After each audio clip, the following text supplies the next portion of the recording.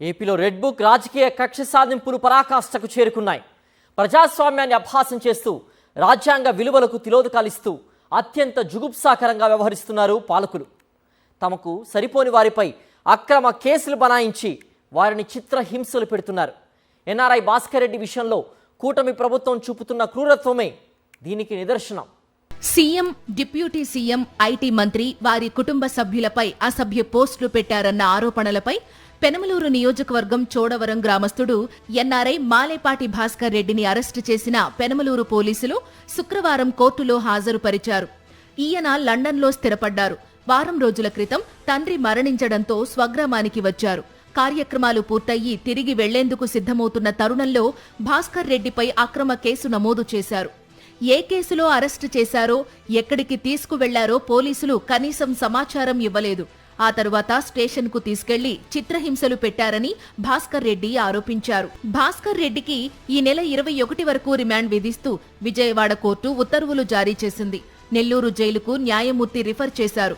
ఈ సందర్భంగా జడ్జి ఎదుట భాస్కర్ రెడ్డి కన్నీటి పర్యంతమయ్యారు.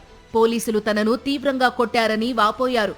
భాస్కర్ రెడ్డి వాంగ్మూలం నమోదు చేసుకున్న జడ్జి పోలీసుల తీరుపై అసహనం వ్యక్తం చేశారు. కొట్టిన 2 సీఐలు, 1 ఎస్ఐకి షోకాజ్ నోటీసులు జారీ చేశారు. వివరణ ఇవ్వాలని పోలీసులను న్యాయమూర్తి ఆదేశించారు. భాస్కర్ రెడ్డికి మరోసారి స్పెషలిస్టు వైద్యుడి సమక్షంలో వైద్య పరీక్షలు చేయించాలన్నారు.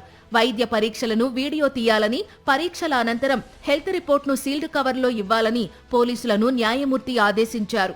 తాను ఏ తప్పు చేయలేదని, సోషల్ మీడియాలో పోస్టులు పెట్టానంటూ పోలీసులు అన్యాయంగా అరెస్టు చేశారని భాస్కర్ రెడ్డి తెలిపారు. జీపులో తిప్పుతూ స్టేషన్కు తీసుకెళ్లి తీవ్రంగా కొట్టారన్నారు. బల్ల మీద పడుకోబెట్టి ఛాతీపై గట్టిగా నొక్కిపట్టి అరికాళ్ల మీద తీవ్రంగా కొట్టారని ఆవేదన చెందారు. ఎస్పీనో, డీఎస్పీనో రావడంతో తన ముఖానికి ముసుగేసి బూతులు తిడుతూ అరికాళ్లు, చేతులు, తల మీద గట్టిగా కొట్టారని తెలిపారు. బాధతో బిగ్గరగా కేకలు వేస్తున్నా జాలి చూపలేదని, స్టేషన్లోని అందర్నీ బయటకు పంపి ఏం చేశావో చెప్పమని అడిగారన్నారు. జరిగినది చెప్పినా తాము చెప్పినట్లు నువ్వు వినాలని బెదిరించారని, ఇతరుల పేర్లు చెప్పాలని ఒత్తిడి చేశారని వెల్లడించారు. కోర్టుకు తరలిస్తున్న సమయంలో భాస్కర్ రెడ్డి కనీసం నడవలేని స్థితిలో ఉన్నారు.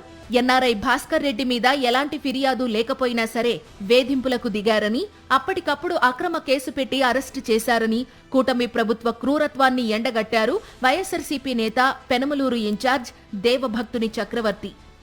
అతి అమానుషంగా ఏదో మర్డర్ కేసులు చేసినట్టు, లేకపోతే ఏదో చేయరాని నేరాలు చేసేసినట్టు, అతని మీద ఏదో అసలు ఫోక్సో కేసుల్లో చట్టాల్లో ఉన్నట్టు ఆయన్ని అతి దారుణంగా, ఈ కాలంలో కూడా అంత పైశాచికంగా పోలీసులు చాలా దారుణంగా కొట్టి ఆయన్ని చిత్రహింసలు గురి చేయడం జరిగింది. ఏపీ సీఎం చంద్రబాబు చేతిలో పోలీసు వ్యవస్థ బందీ అయిందని, కొంతమంది పోలీసులు చంద్రబాబు చేతిలో ఆయుధంగా మారారని మాజీ ఎంపీ గోరంట్ల మాధవ్ విమర్శించారు.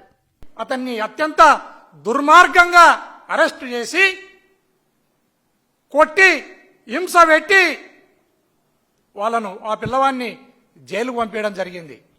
నేను పోలీసు వాళ్ళకు ఒకటే చెప్తున్నా, చంద్రబాబు నాయుడు తుపాకీ భుజం మాత్రం మీది.